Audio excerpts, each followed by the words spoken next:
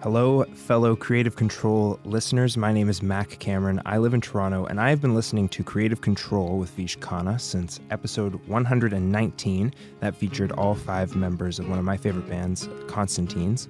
I listened backwards from there and then forwards, and I know it sounds, over the top or cliche, but finding the show changed the course of my life. It inspired me to pursue a career in radio and to do what I can to support the arts in my community and across the country. So I give to Creative Control because I feel like I owe the show and Vish for helping me figure out what the hell to do with my life. Beyond that, I give to Creative Control because I think independent media, especially insightful, entertaining, thoughtful, and thorough independent media, is something that is worth paying for. What I appreciate about Creative Control is Vish's ability to treat Canadian artists, or any artists for that matter, with the seriousness and appreciation he would any other artist. His excellent rapport with people like Steve Albini and the members of Fugazi and Stephen Malcolmus and others have earned him international appreciation. However, it's his trove of interviews with what I consider to be the most exciting generation of Canadian musicians, conducted out of genuine passion and interest, that makes this show so special. I think it is an archive of some really exciting music that is way, way underreported on and appreciated. That's why I contribute to Creative Control with Vish Khanna, and I hope you will do the same. To make your flexible monthly donation to Creative Control, please visit patreon.com/Creative Control today. I'm Vish's wife, and I will love him no matter what you do. And now he has me on the record saying that.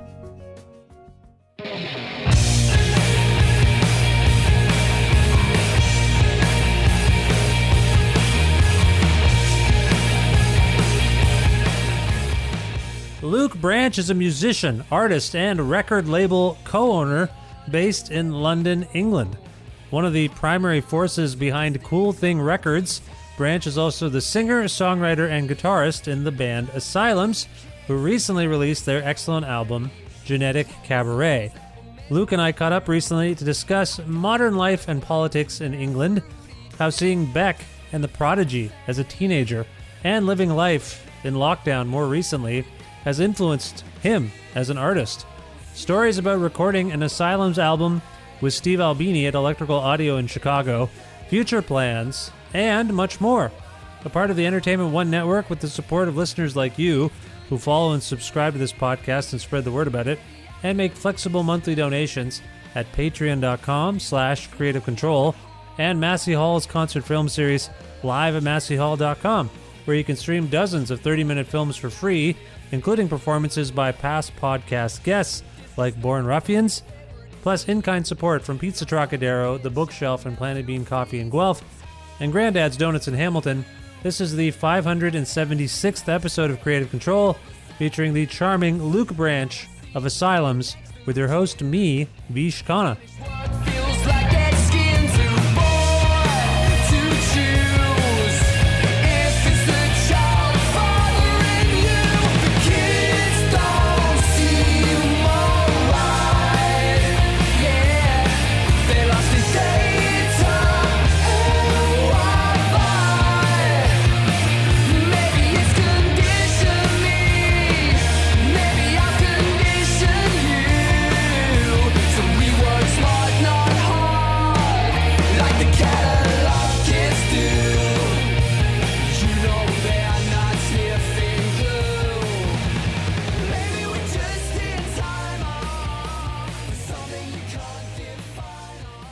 Hi, Luke. How's it going? I'm good, man. Thanks for having me. Oh, it's nice to have you on the show. First of all, where in the world are you?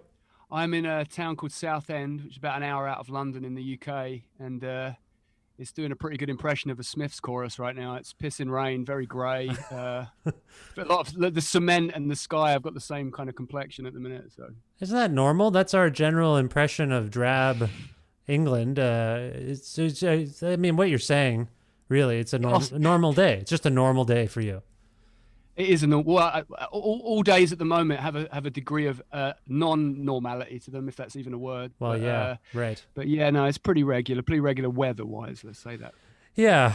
So I have been talking to people about the lack of normalcy these days on the show. How are things going for you in England during our pandemic times? Also, there's I don't know what the social unrest situation is like in England. I've seen some protests, but that has been spreading worldwide. So to me, those are the two main collective things we're all going through. It feels like, but I'd love your perspective on both of them. Tell me about your pandemic life, and I guess in terms of Black Lives Matter and other social causes, what's going on in England? So kind of at the minute, we're kind of just the government have just put some new rules in place, the rule of six, where no more than six people can meet up at any one time. And some other things like some curfews are coming into play in the next few days for restaurants and bars. So everything's kind of going in the wrong direction, depressingly. But yeah, there's been a lot of national and regional kind of Black Lives Matters protests. There was one in Southend a few months back. And I suppose like the other layer of difficulty that the country is having, I suppose, at the minute is the realization of what it really means to leave the EU as well. Oh, yeah, of course.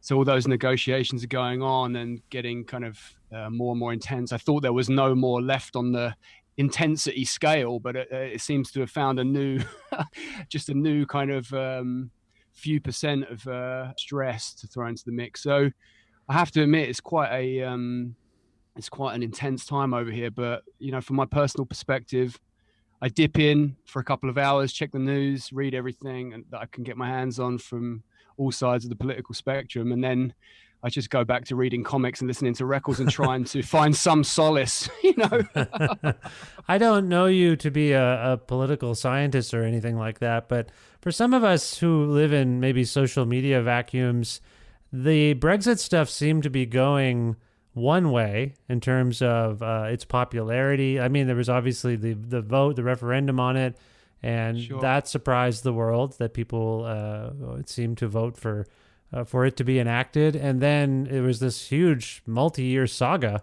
of whether it would actually come to pass. And it seemed like your Prime Minister, Boris Johnson, there was kind of a lame duck. Like every time he tried to make it happen, it wouldn't work. And you know, that just seemed like he didn't have the mandate. But then he won the election, and it surprised some of us. Again, those of us who live in the vacuum of this doesn't seem like it's going to happen. What is your perspective on that? And can you give us your firsthand perspective? Like, what did we miss there in terms of his popularity and his viability as a political figure? Because he seems to us like a buffoon on some level. What is it like for you there?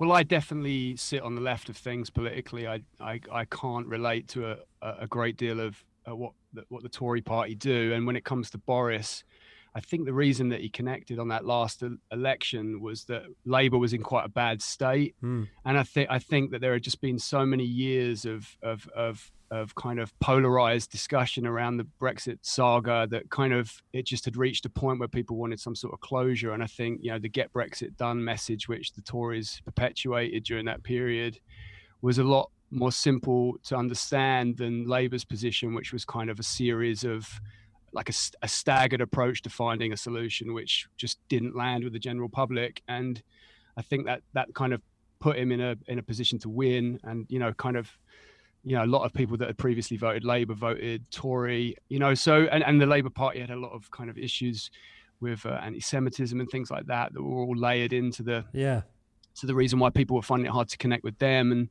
in the last few months, since Keir Starmer's taken over the Labour Party, they seem to have found their sort of voice again a little bit, and quite a strong opposition. And so just now, I think really, you know, I have no idea what's going to happen. I'm worn out from it. I mean, I'm always of the opinion that I'd like to try and make things work with people rather than sever ties. So it's hard again to just sort of I'm not criticizing people that voted to leave. That's their personal choice. But for me, it seems like it's like a backward move in my mind.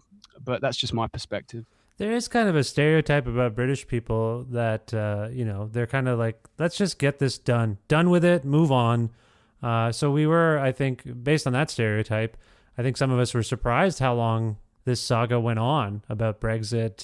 Sure. And so is that stereotype, I think what you're saying is there's something to that stereotype. People are just like, we got to move on from this, like whatever it is. Let's just get this, let's stop talking about it. I definitely think the British have the ability to be black and white about things without a doubt, you know. But unfortunately, with a move of that magnitude, there's a fuckload of grey, you know. So Yeah, yeah. I think kind of, yeah, maybe like just, you know, the other thing was it was being turned into a political football as well. So I think, you know, it dragged on much longer than it needed to in the lead up to an election year. So we've talked about at least three things. If we count the pandemic and the social protests, the unrest, and Brexit, those are three things we've talked about. I think from kind of a universal perspective. I wonder about your firsthand perspective, your own personal feelings. Yeah. I mean, you've expressed them. How have these things impacted you as a person living in England and also as an artist? I'm curious. I think they really have crept into my art more than I live quite an insular life at home. You know, I'm a homebody really. If I'm not on tour, I try to avoid going out. I just have always been that way. So I kind of build a little world of kind of books and music and stuff like that kind of is just total escapism. But I do follow politics a lot, and I think during the time that I was writing the most recent album with Asylums, it certainly was the first. So at the beginning of that process, I got interested in the politics of the 1980s and sort of, you know, the Thatcher era and the bands that were having opinions during that time. And then as I was kind of developing like more and more of an interest in that period, I was noticing parallels with things that were going on in present politics in the country as the Tories sort of became stronger and stronger. And I think just the thing that really, I try to stay neutral. I don't like to preach on records. I don't feel educated enough, but I would say just observing it, I just never known anything so polarized in all my life. I couldn't, it just was endless, you know, just endless vitriol and and it was quite scary really. You know, I've seen families fall out. Even within my own family, there's different, you know, spectrum of opinion. And I find it all very like just toxic really. And so some of that crept into some of the music I was making. But then at the same time, you know, my wife and I were planning to have a child. So there was this like ray of hope and optimism in tandem with the utter despair. Yeah, So, right.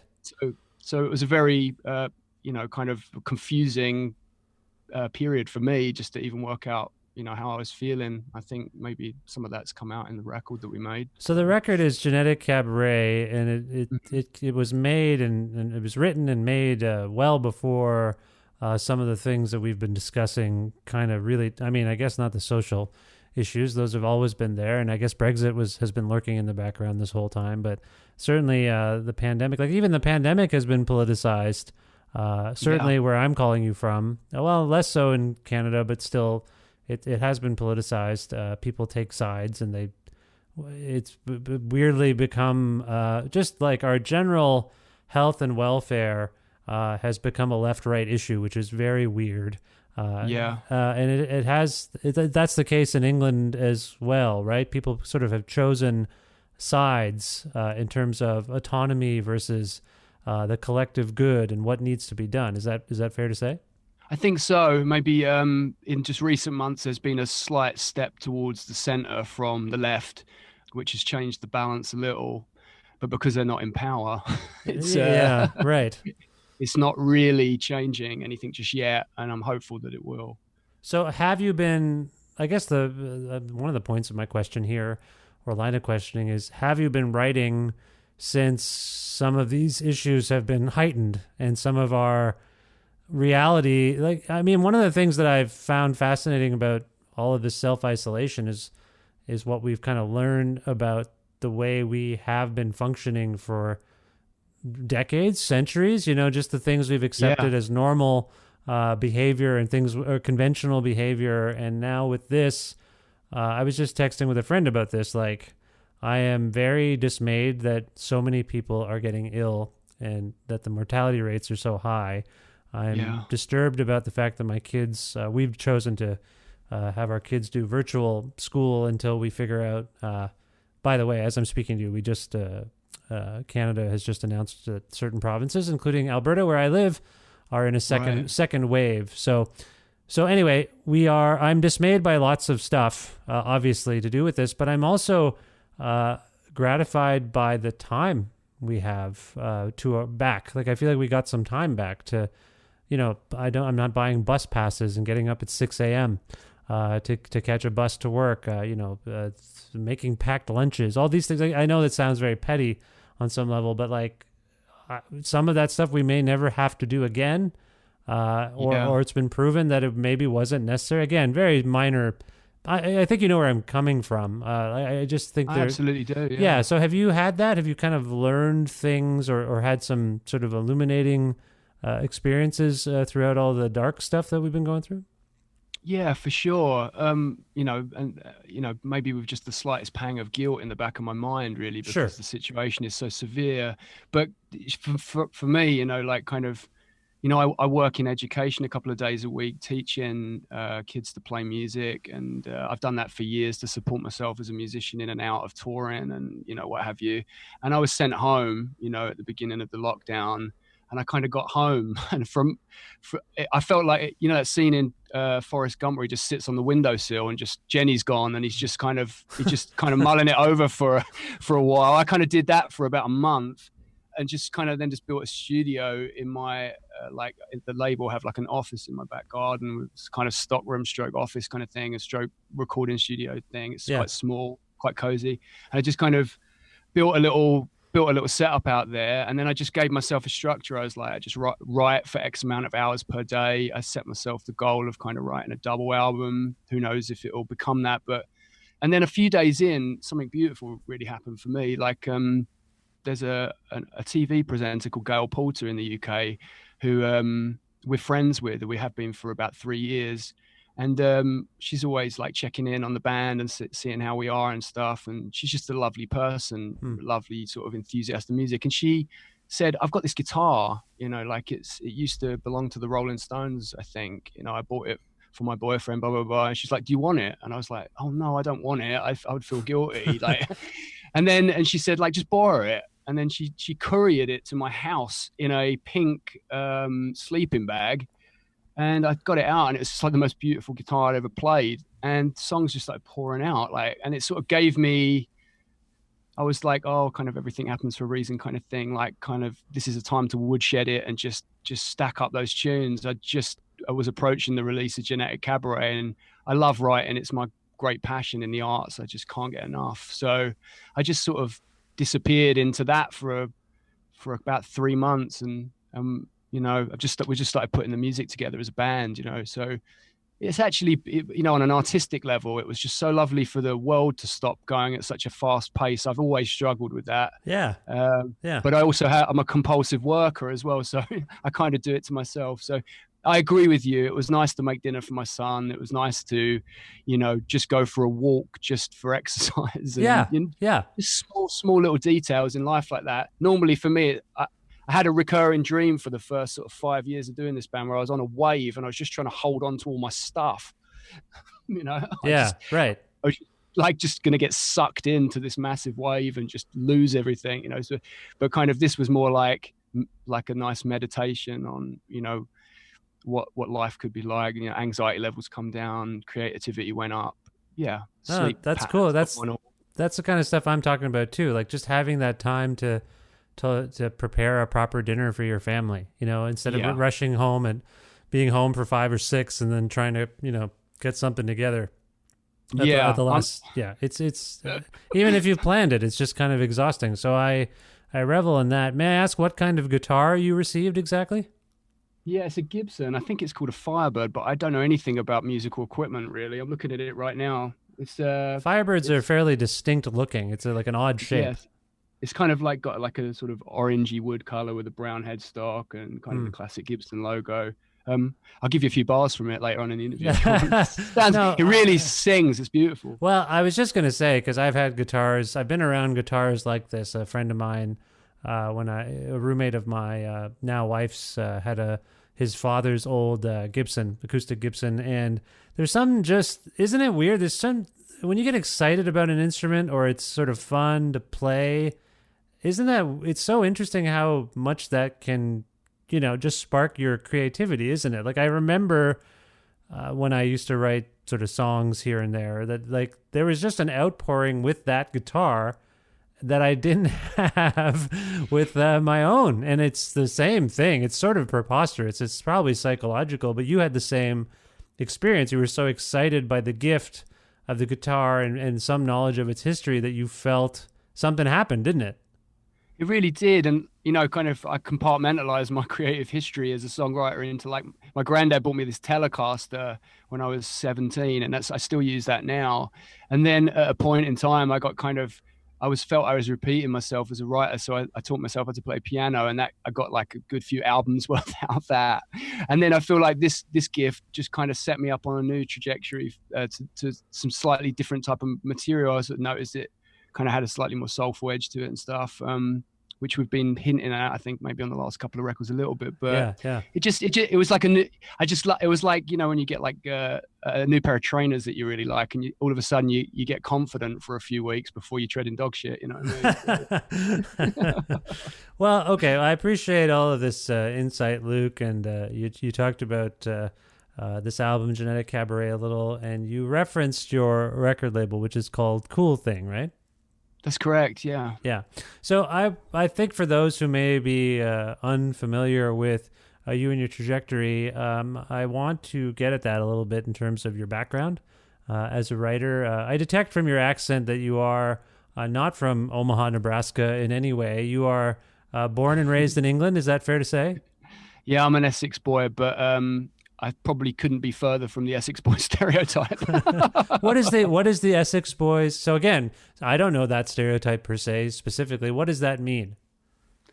Kind of like a maybe like a bit of a wide boy gangster, kind of likes looking after the car, swigging a few beers at the weekend. I mean, hardly anyone's like that, but that's, I think, kind of slightly more brash, skinhead, earring in one ear, I look like Sideshow Bob on the Atkins diet. Do you know what I mean? So it's like, I don't fit that particular. Who has exemplified that stereotype? Is it a musical stereotype? Like, is it from music or is it from film? I'm just curious. I think there are some references to sort of like that in film. Like there's a film called Essex Boys, I believe, about a killing that happened in Essex, drug dealers and stuff in the 90s.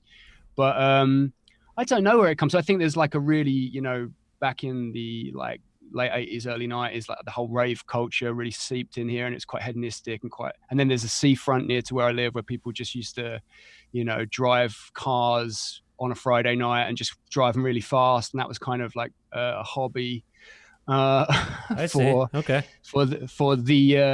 other side of kind of like, Essex boys and stuff. But I couldn't tell you, man. I mean, my dad was a painter. I'd grown up in art circles my whole life. And yeah, I just sort of, actually in a weird kind of way, our town, has become more and more arty the older I've got, great record shops, like I say, I work at the university teaching, songwriting a few days a week and a bit of music business and things. So I'm lucky in so many, we're so close to London, a lot of culture, kind of cross-pollinates from up, from down here to up there and vice versa. Yeah. But I think, I think Essex is generally known for kind of like what it used to be, which is kind of like, promiscuous sexual behavior and kind of like, sort of alphas, so, but I don't think that's really the reality of the way things are at all. And maybe it never was. Okay. All right. So there's something in the atmosphere that suggests it's a certain way, but maybe that it doesn't sound like that was your lived experience. So that's fascinating in itself. You mentioned that your father was a painter. You are familiar with sort of art circles. You described it as. I'm curious about how you got into music as a fan and then as a player. Can you talk about that? Certainly as a fan first. I thought I was going to, I was really into drawing and stuff. I guess I was so influenced by my dad. So I was always drawing as a kid. I'd never picked an instrument up. And then when I was at secondary school, in the first year, there was a lot of really cool music out at the time. And then there was this one guy, I don't even know what his name was, but he was in the top year. And he used to just be like shredding like Jimi Hendrix at lunchtime, just in the music room. And then he was like James Dean kind of character. At one point he locked the music teacher in the music cupboard, and then he just sparked a fag and just walked out the school, just never came back. And I was just like, wow. Whoa. You know what I mean? At that age, I was kind of like, what a kind of I didn't I don't know, I certainly don't want to be like that, but I was kind of impressed that he had the balls to do something like that, because I think the guy was kind of cruel to him and said that the music he liked was kind of didn't have value and he should be listening to classical music or something. So around that time, I just started teaching myself guitar, and my good friend Leon, who I grew up with, we did some bands when we were younger together. He kind of, I remember him showing me how to play a power chord in maths in like year 9, and I showed doing the shape with his hand, and it just kind of went from there. But what really happened for me is like I got more and more into writing and more into playing with other musicians. I loved collaboration, but when I was 18, I had like I had meningitis, and Oh, geez. I saw it was a pretty serious kind of couple of months for me, and then I kind of came out of that experience, and I just remember thinking, that's what I want to do. I love music, and I just can't stop collecting records. And when I wake up, I think about it. I think about it all day, and I think just my love of painting and drawing just kind of fused with musicianship and stuff. And then I just sort of ended up becoming a songwriter and a singer, and never having much kind of sort of confidence. But around my 18th or 19th birthday, there was this thing called In the City in Manchester, which would pick like the 50 best bands in the country, in their estimation. And they picked a band I was doing at the time, and we went up to Manchester to this thing, and a couple of record labels were like really interested, and I kind of thought, oh, maybe I should do this. And then I kind of went away and studied music, and I never really looked back. It's just a great passion of my, like, kind of adult life outside of friends and family, really. I live and breathe it, which is why I do the label too, I suppose. Yeah. So you lived close enough to London and some other cities where bands and artists would come by and play. Did you see any particular shows that inspired you as a musician? Yeah, one that, I mean, I should probably say something super cool, but I actually went to a really horrible commercial festival called V. The Virgin Festival or whatever it was. Yeah, in the late 90s actually, and I was so young. I think I was like 12 or something like that. But Beck was doing his Odelay stuff. I think it was about a year into that kind of campaign, and he did like a late afternoon slot. And I remember the DJ scratched Smoke on the Water as he came on, and he was like Prince, he had the New Pollution video backdrop. And he was like doing the splits, playing instruments, kind of hybrid band, like, I was used to with like the Beastie Boys or something like that, rock musicians and hip hop stuff. And I was just like, my mouth just hit the floor. And I think, Foo Fighters were on that day, then Beck, and then I think the Prodigy were headlining, and I just came home and I was just like, yep, that's it. Music. So I just at the beginning of the Prodigy set, and a band that I admire massively, but I don't listen to very often, but Keith Flint, the singer who sadly passed away a few years ago, he just dived off the stage, and he just didn't come back on stage until the end of the gig. And I was just like, this is amazing.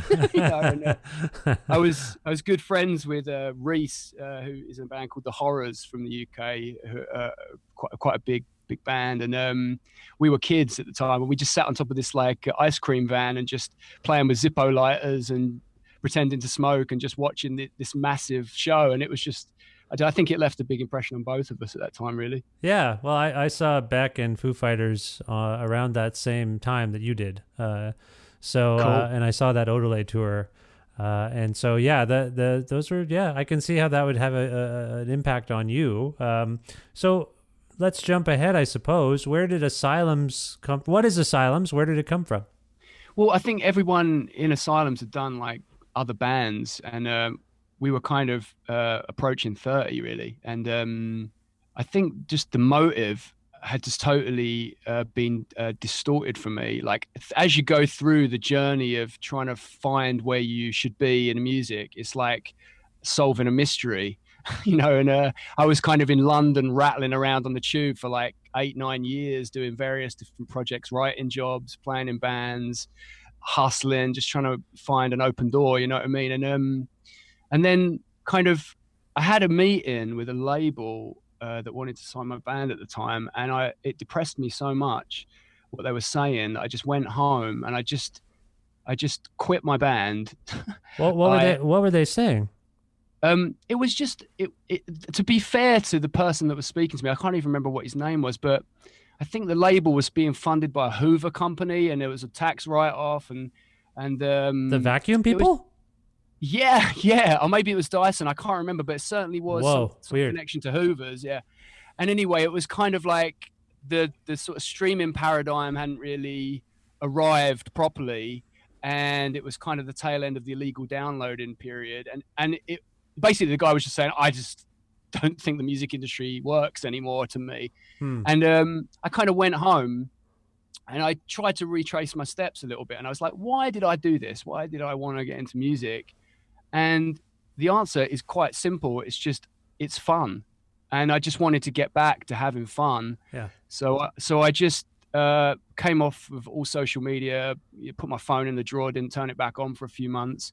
And I just got a little 8-track at home, which I've always used. And I just wrote a bunch of new songs and programmed all the beats and the drum parts up. And then I just called Mike, who was a friend of mine, and his band had just come to an end.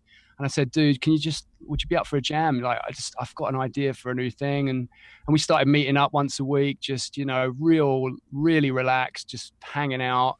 He had some new songs and I would help him with his, and then he would help me with mine. And then I did the same with the other two guys in a few months' time. And we kind of just developed these songs separately. And then around Christmas 2013, we just went into a rehearsal room for the first time and played like a 10-song set together.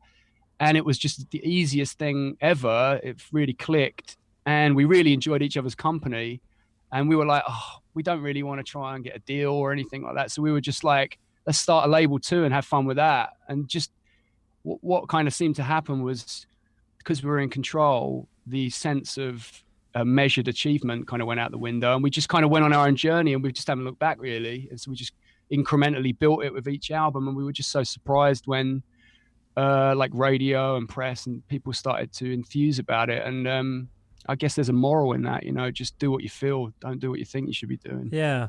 Well, as I listened to Genetic Cabaret, and forgive me if this is off-putting anyway, but the term power pop came to mind. Is that, first of all, do we have to end the call? Are you mad at me? No, I'm not mad at you. I don't think of power pop as a particularly dirty nomenclature or whatever you want to call it. To me, it just, I love pop music, REM, Beatles, kind of Magnetic Fields, great pop songwriting. But I think stylistically, I gravitate towards like, Nation of Ulysses, kind of Fugazi, things that have got more bite to them. So I think bite, but hooks, like those bands you describe have hooks and choruses. Of course, yeah. So I don't when I say power pop and my hesitation, I don't know. By this point, it's probably called post power pop. I have no idea what these terms even mean, but or pre power pop, exactly. But there is this sort of sense of exuberance and spirit. But like you say, there's a grit to it. In your estimation, is Genetic Cabaret some culmination of you guys exploring your sound together and coming up with, like, has it evolved since the band started? What did you say, like 7 years ago? Yeah, I think we kind of put our first single out in like August 2014, and that tune was called The Death of Television, and it was like a minute and a half long, and it was just like crazy. It's had a video like made on a phone with like sock puppets playing each member of the band. It was totally juvenile and silly, but underneath it all, it was kind of a message about, what kind of social media really. When I was growing up, TV rots the brain, and I was like just worried what if TV rots the brain, what does social media do? Melt it? Do you know what I mean? It's like yeah. So I was reading a lot about the dopamine kick of like social media and the addictive qualities, and I think I suppose what I'm trying to say is like there's always been like a level of like kind of messaging, but we kind of cover it up with like silliness a little bit because we don't want to come off preachy. And maybe what's changed over the 3 records we've put out, I think the first one was more of a kind of like Sex Pistols, Never Mind the Bollocks kind of an album. It was quite one-dimensional intentionally and quite fast. The second one was kind of a bit of more experimental with some slower songs as well as the fast ones and stuff. And I think like as we were approaching making the third one, we just wanted to bring all our best attributes together and strip back some of the unnecessary layers and just really get to the heart of what it is for the four of us to play together with good songs and good words, you know. Yeah, I appreciate that. That makes sense. You earlier you were talking about this, various factors that had influenced your songwriting for this record. Can you identify some particular themes that, like, as the record's been out a little bit now, and I know that when I put something out, sometimes my opinion of it changes. Before you hit publish on something, I find you think it's one thing, and then when it's done, for better or for worse, you're like, oh no, this is another thing. I wonder if you've had that sensation, and if so, has it been brought to have themes on this record in terms of the lyricism? Has something been brought to your attention that surprised you? And within that, I mean, can you talk about what you were kind of, if there's an overarching theme here on this record? Yeah, most of our albums have kind of an arc to them. I suppose the main thing that I didn't bargain for, I was quite nervous to put this record out. I thought that, kind of, it wasn't as instant as certain things that we had done, but it was a better body of work as a whole. And that's what I really wanted to do. And I know the boys felt that way. We just wanted to make a good rounded rock record for the modern world. But like with the things that have happened, so we started marketing the record in January last year. And by the time we got to the second single off it, the world was in lockdown. And what I didn't realize would happen was that people would be able to relate to some of the themes on it, themes of isolation. Yeah. Everyone in my band has certainly had episodes of like poor mental health and, low moods and stuff, low self-esteem. And creativity has always been the thing that's kind of got us through and brought us into a community of kind people that, make us feel better and stuff. And it still does. But it seemed to me like maybe some other people, especially journalists, maybe that were writing about it, that were very complimentary about the record. It did get very nice reviews and stuff. I just think there was more relatability than I had bargained for with the topics on the album. I was surprised by that. Right. Okay. And you don't feel like you were prescient. It's a bit of a coincidence on some level that you were writing about these themes and then so many more people were experiencing them on some level. Yeah, totally. I mean, like we run our record label out of a tiny room in my garden, and it's all for love. You know what I mean? It's certainly not a business in the traditional sense, but we charted in the independent charts. Like I think we went in at like in the 30 or something like that, and but there were no shops open. I was like, what? Where are people getting the record? Right, right. They were just buying it they were just coming to our social media and stuff. And so I certainly felt a sort of strange skewed pride of like, wow, we managed to do that. How did we do that? And then kind of, I was just nervous at some point that, I just didn't want to come off as having an opinion about everyone else's situation. So it was intended as poetry, as art, not to be too specific. There's a song on there, like for instance, called "The Distance Between Left and Right," and it's written from a neutral perspective, but it's about the polarization during the Brexit debate and stuff. But of course, when that song kind of, Spotify gave it like 2 playlists and stuff, and I was like, "What? It's like the heaviest tune on the album." I was so confused, So. Yeah. Well, but happy, I think we're all more open to heavy sentiments at the moment, for whatever reason, whether they make us feel good or bad. It's just relatable. Like, everything feels heavy. Oh, this band is also conveying something that's heavy. I'm not alone. Like sometimes conveying heavy stuff makes people who feel isolated feel like they're not the only ones having those thoughts and feelings, I've certainly found that as a music fan as well, been gravitating to the extremes, really stripped back stuff, but really, really intense stuff too. Yeah. Well, speaking of stripped back and intense, you traveled to Chicago to make this record with my friend Steve Albini, and I wonder if you can talk, first of all, about that impulse. People have all sorts of reasons why they might want to work with Steve, but for you guys in particular, like you that's quite a trek. Why do this? Why did you want to go and work with Steve? Well, it certainly wasn't something that we thought we were going to do when we started the band. We would have loved to have. We probably would have dropped dead if someone had said we would get to have the chance to do it. But just to be completely honest, on the second album, by the time we were done on that, we were all completely burnt out. And I don't mind admitting I went to therapy and got some kind of perspective on where I was in life. I think I was trying to reconcile the idea of having a child and this turbulent life that I was living. And anyway, the outcome of that was, it's okay to not know what's going to happen. I kind of had that sentiment, and I just said to the band, "Can we take 6 months off? Yeah.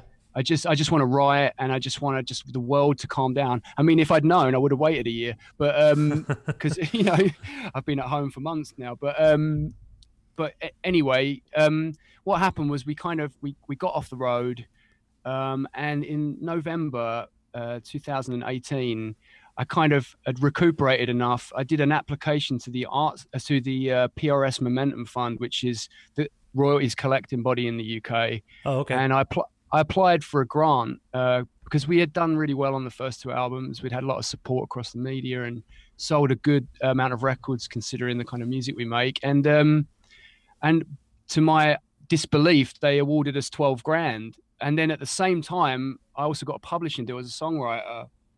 And so for the first time in my adult life, we had some disposable income. And probably the shrewd thing to do would be to invest in something or buy something. But we decided that it was like, kind of a dream of all of ours to make a record in the States. And there was only one man on the list, really. And we wanted to go on kind of some sort of strange punk rock pilgrimage to electrical audio and have a bit of an adventure. Yeah. And make a record in a short space of time because we do work and stuff. He's the man to do that. He's fantastic. One of the best engineers that's ever lived. And he's got this wonderful shrine to cult music in electrical audio. And so we just thought, fuck it, throw it all on the roulette wheel, let's go. And it just galvanized our energies. We were excited. We didn't want to look stupid in front of Steve as musicians. We really worked hard on the music. We rehearsed it up. And then on my birthday, we flew out there and turned up massively, kind of drunk and jet lagged, had a sleep, woke up, and then started cutting tracks. And, Steve Albini is a lovely human being. And I feel like it's an experience that I personally will never forget. It was almost, it kind of healed every bad experience I'd had in 1 week. That's awesome. That's great to hear. Congratulations on all of that success, external, the grant and the publishing deal. That's great. That's always gratifying, I'm sure, for people who are wondering about those things and hoping for those kinds of things. I'm sure you felt great about that. I think for some people listening, there's this thought and daydream about what it might be like to work with Steve and go to electrical audio. And I wonder if you can contemplate what you thought it was going to be like before you left, and then the reality of doing it. Like, was there a difference? Were they the same? Well, can you comment on that? Yeah, there were. I suppose, the first thing is, because we are massive fans of not only his bands, but all sorts of music that he's produced through the years in all different shapes and sizes and sounds. But I think, we knew what we were getting into. We know Steve's ethos. We know that, kind of the creative decision making is left to the band, and he facilitates the technical side of things, getting it down. But also, he's not passive in the slightest. He adds so much to. I feel like he just knows how to steer you without telling you what to do, if you know what I mean. And I couldn't. There's nothing I could say about his engineering skills that would do them justice. He's fantastic, and he knows that every microphone. He knows exactly all the classic stuff you'd expect. But what I didn't bargain for is that we get on really well.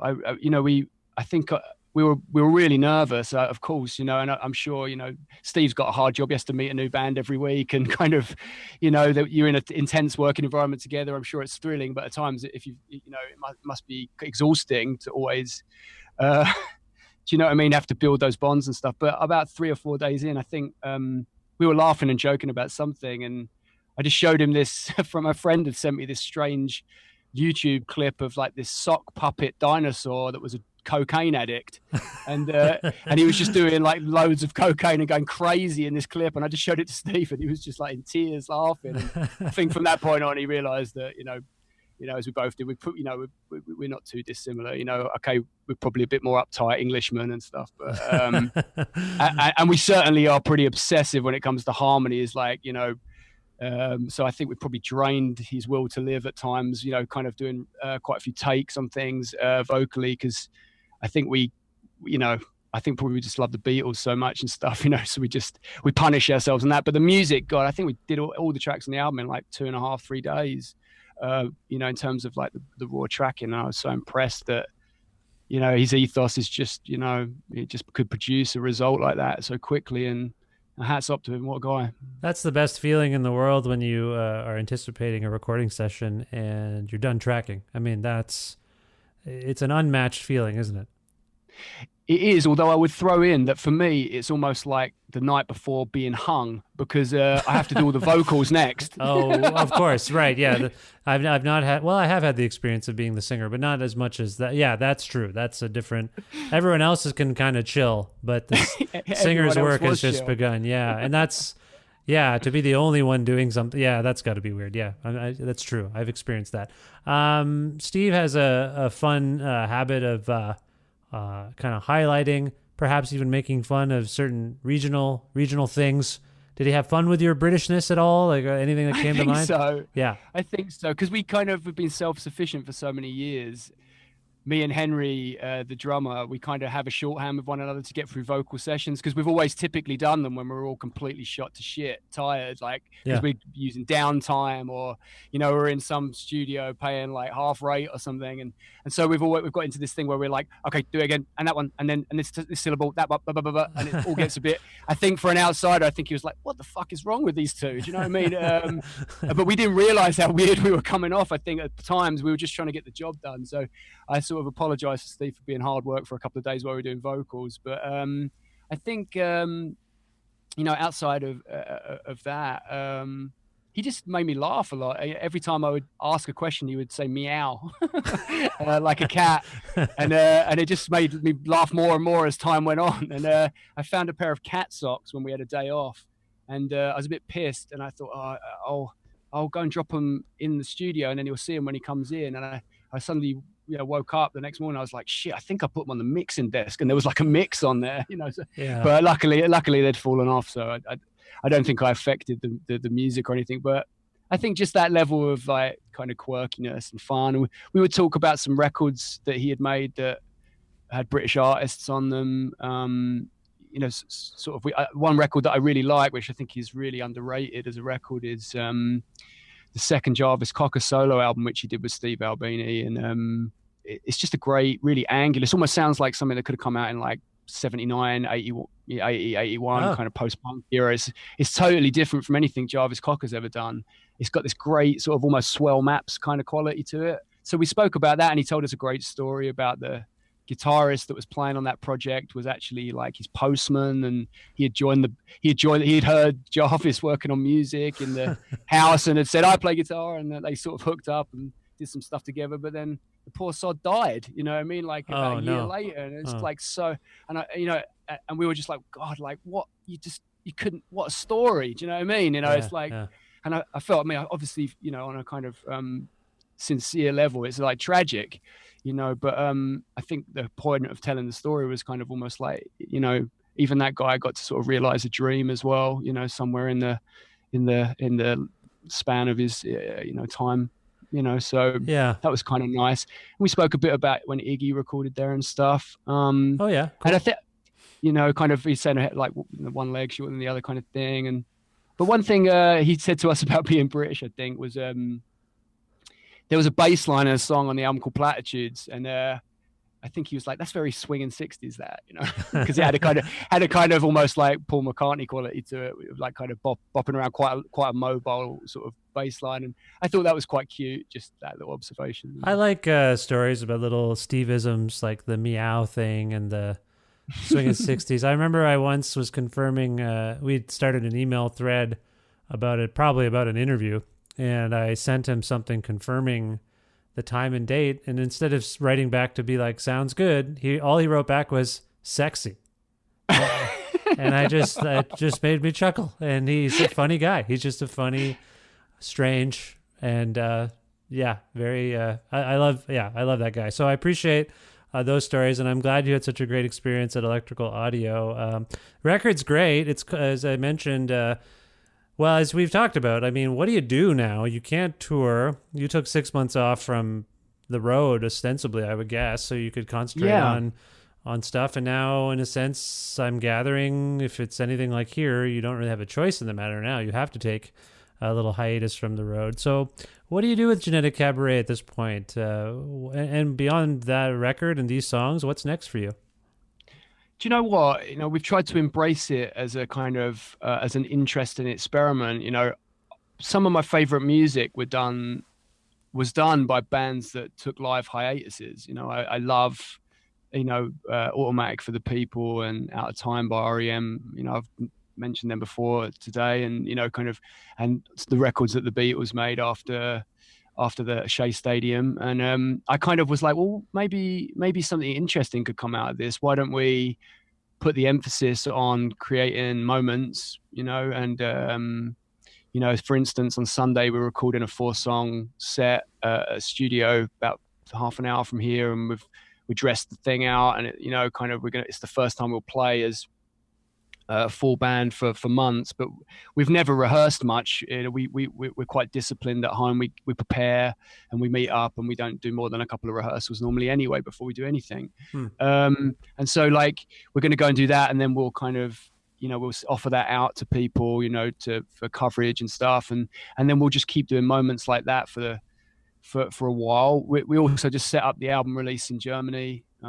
So I've got to do a couple of interviews tomorrow for some German magazines, and so we'll look at that territory. And then, really and truly, we've already got a time frame for making the next record next summer.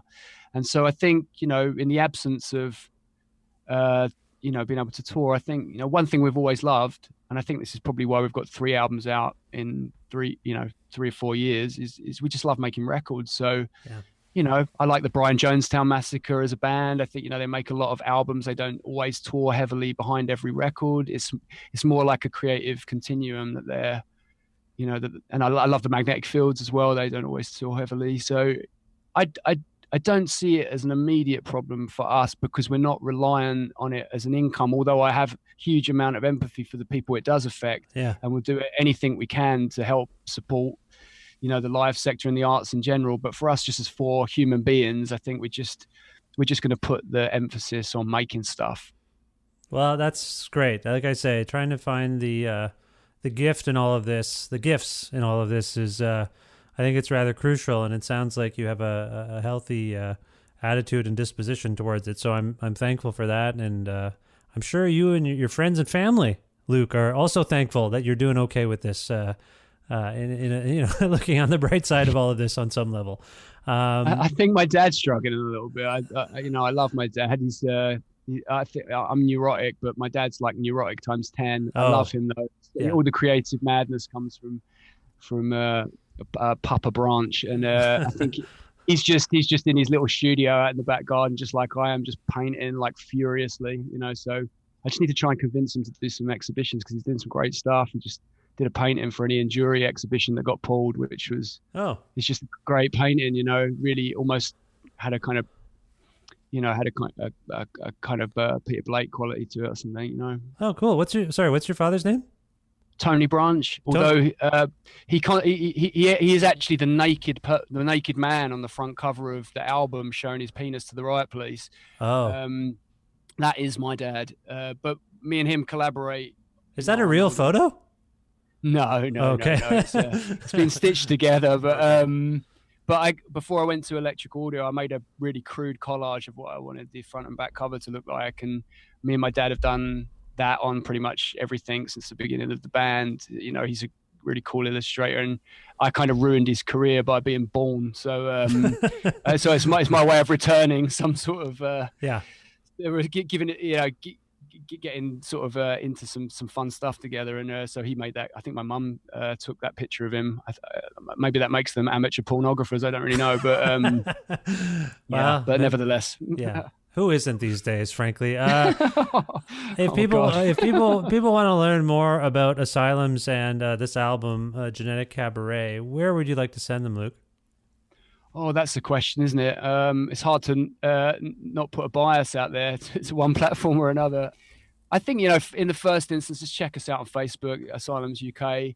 We're always posting stuff there. We've got, classic stuff, Instagram as well. But for substance, the Cool Thing Records YouTube channel is a good place to start. All our videos are on there, as well as all the videos from the bands that we work with. And also, I think the Bandcamp, the Cool Thing Records Bandcamp is a good place to start as well. All our kind of physical products are up there, and little tape cassettes and quirky things. There's even a parody of 4 Garbage Pail Kids, which are like us, which my dad did, and that's kind of fun. We sold quite a few of them along with some tapes and stuff. But yeah, I mean, I don't know what to say. I think our Spotify page oscillates between disappointing statistics and good statistics depending on what month it is. But I don't pay any attention to any of it really. I think probably Facebook would be, to answer your question finally, Vish, off this long monologue. probably Facebook.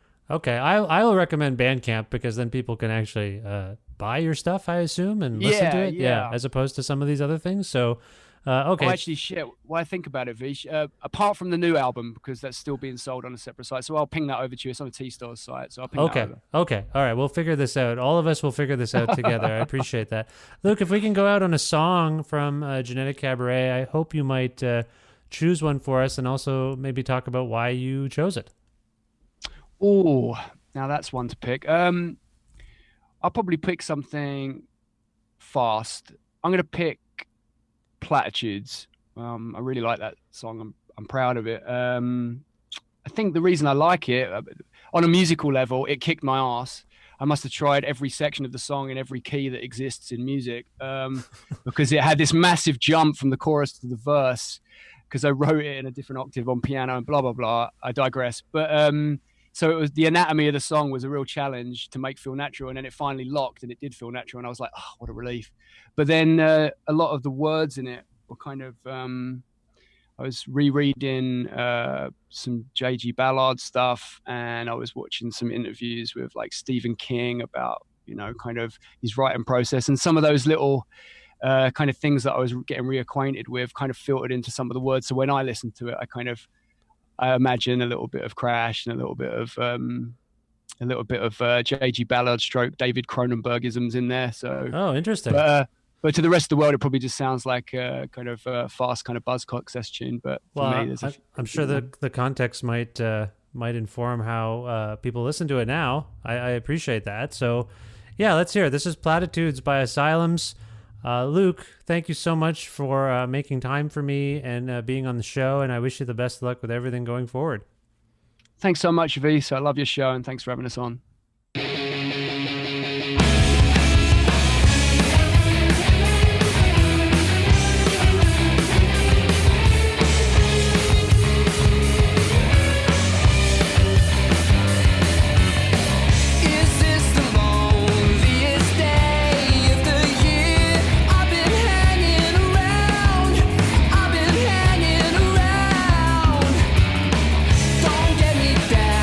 Keep an ear to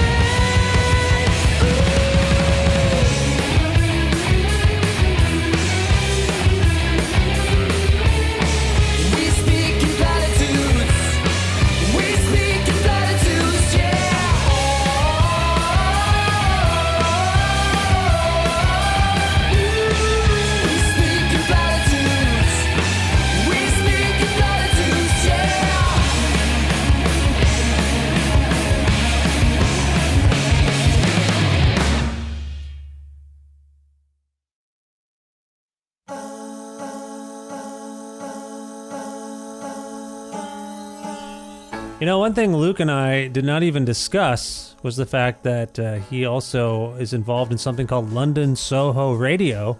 And I was a guest on there this year, I want to say. Is it still 2020? It feels like it's been 5 years in 1 year. But yeah, I was on that show, London Soho Radio. So it was nice to return the favor and have Luke Branch of Asylums on this, the 576th episode of Creative Control, which is part of the Entertainment One podcast network and is available wherever you get your podcasts: Apple, Google, Spotify. It's on YouTube in a way. It's on everything. So if you're listening to this on something and you don't like it, find the thing you like, and the show should be there. So there you go. Actually, if you can't find an episode that you've heard about and you're looking for on any of the platforms that you normally access, or if you want to learn more about me and sign up for my semi-regularly scheduled newsletter, I should just say monthly. Aiming for monthly with the newsletter these days. In any case, if you want to do any of those things, please visit my website, vishkhanna.com. You can also like Creative Control on Facebook. You can follow the show on Twitter at vishcreative, or follow me directly at vishkhanna. Also visit patreon.com/creative control to make a flexible monthly donation to sustain this podcast as I speak to. We've lost some patrons. We lost a couple of patrons. I don't know what happened. I don't know what it was. I don't know if it was a bad episode or what. Maybe it's just the way it goes, but we've gained a bunch and then we lost two. So if you'd like to support the show with a financial donation, I know times are tough, but it would be helpful. So go to patreon.com/creative control, and whatever you want to donate, you can change it at any time. $6 or more gets you access to exclusive access to audio content that isn't part of the regular podcast, but you don't have to do that. $6 or less is fine, or $5. I mean, it could be less than $6, whatever. Patreon.com/creative control to keep this show going. Thanks again to live at masseyhall.com, where you can watch beautifully captured concerts by great Canadian artists. Also, Pete's Trocadero, The Bookshelf, and Planet Bean Coffee in Guelph, and Granddad's Donuts in Hamilton for their in-kind support for the show. As always, thanks to Jim Guthrie. He lends me some music for the program. You can learn more about Jim and his work at jimguthrie.org. And finally, thank you. Thank you for listening to this episode with Luke from Asylums. I hope you enjoyed it, and I hope you subscribe to this podcast or follow it or whatever your platform asks you to do to keep up with it. Check out some back episodes, older ones, and there's always newer ones, it seems. So yeah, that's it. Thank you. Thank you for listening. Send me a note if you want to. Otherwise, I will talk to you soon. Bye for now.